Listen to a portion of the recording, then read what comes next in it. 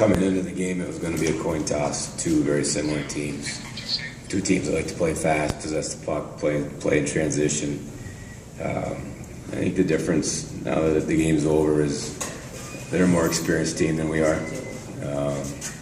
They made us pay when we made mistakes in our game. It was early. 5 minutes into the game, we had a little breakdown in our system, and then they scored. So they're a good team. I've watched that team grow up. We've played them in the playoffs 3 years in a row, and they've had the same first line for 3 years. So, we have a lot of respect for that team.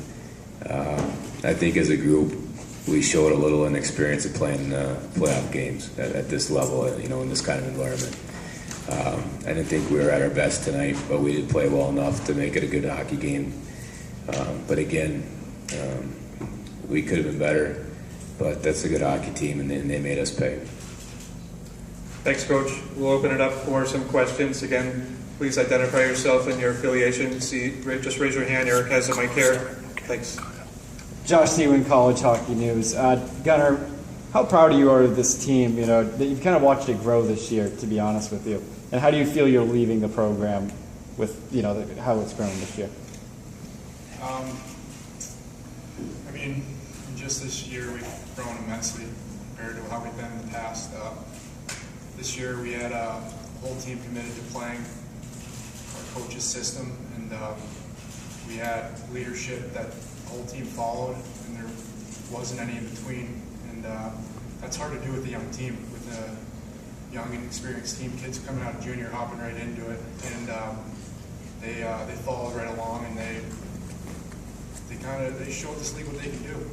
We were a top team in this league, and we were picked 11th in the media poll, and then we ended up winning Lake Placid. So just proud of our group. It's the best group I've played with in my 4 years, and there's so much character in that room. We're going to be a good team the next 3 years in the future. Let's keep the questions going for the student athletes. Max there at Harvard Radio. How close did this group get? I thought it was very telling how you guys all went over to Kyle and spent not just 10 seconds with him, but all sort of gathered around the goal, and obviously your fans fed off that at the end of the game. And how close did the group get by the end of the year by this playoff run? We were close off the start, to be honest. This is the tightest knit group I've been with since I've played hockey. Everyone got along. There's no issues in our locker room. Every guy was friends with everyone, and it showed in the way we play. We play as a team, and we play our system as a team, and everyone comes out every night and does what they can do. And, I think that's what you got to do to win championships, is have a team that plays for each other, not for individual play. Other questions for the student athletes? As you can see, Eric Sweetman joined us. Yeah, Chris Fitzgerald from the Watertown Daily Times. Yeah, Gunnar, talk about the resilience you guys showed tonight. Coming back to, tie it 3 different times and get it to overtime. Yeah, we drew up our play and we performed it effectively in that last stretch at the end of the third period. We were hungry, and we knew there wasn't panic on our bench. When we were down a goal, we weren't panicked. We knew that we were desperate to score a goal, and we were making things happen out there. And that's about it. Josh? Yeah, this question's for Eric. The defensive core, with you, Gavin, and the rest of you guys are really young. Can you talk about your maturation process and how much do you guys feed off of Kyle Hayton's energy? He's probably one of the more emotional players I've seen all year. Our D core is very strong. Hayes always comes up with a big save. He bails us out a lot, and he picks us up every time. So it's hard because we let him down. We let seniors down. But Bates is a good goalie, and wish we could have bailed him out sometimes. Like he did for us. Other questions for the student athletes? One more, Matt. You guys mentioned being picked 11th. That was the talk in the press box for the entire game. And when you guys got here, I guess for Eric mainly, where do you think you guys can go with this energy? Obviously, you guys have probably the best fans in the league. And obviously, the on-ice product is there this year as well, much better than 11. So where do you think you guys can move on to? And anyone can answer this. I'll answer it. Last year, we were predicted to finish 11th because we lost a Hobie Baker candidate. We lost a goaltender that had started for 4 years, and we lost 4 of our top 5 scorers. I'm way more concerned next year that we're losing Gunnar Hughes, Pat Doherty, and Chris Martin because they're gutsy kids.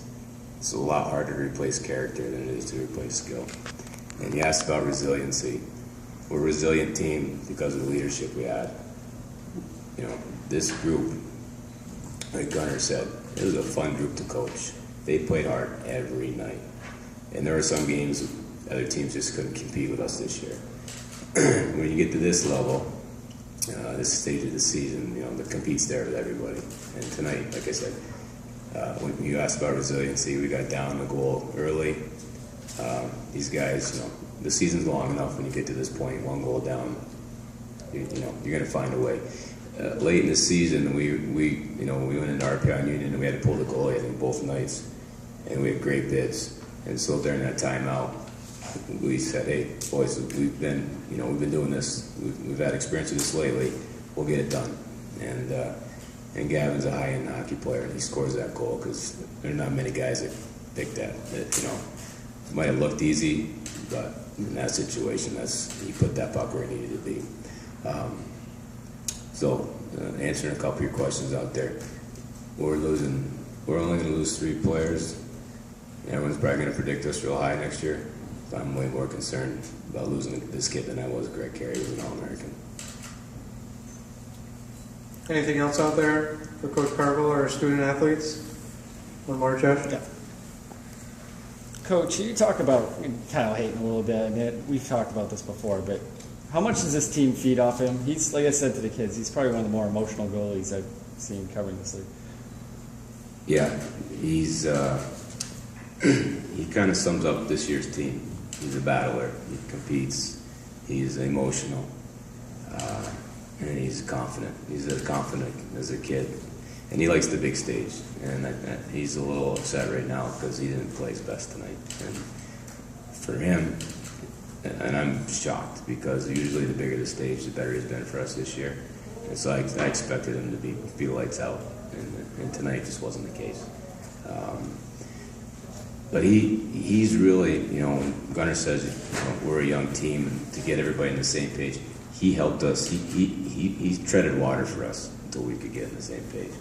And very, very deserving of being the Rookie of the Year.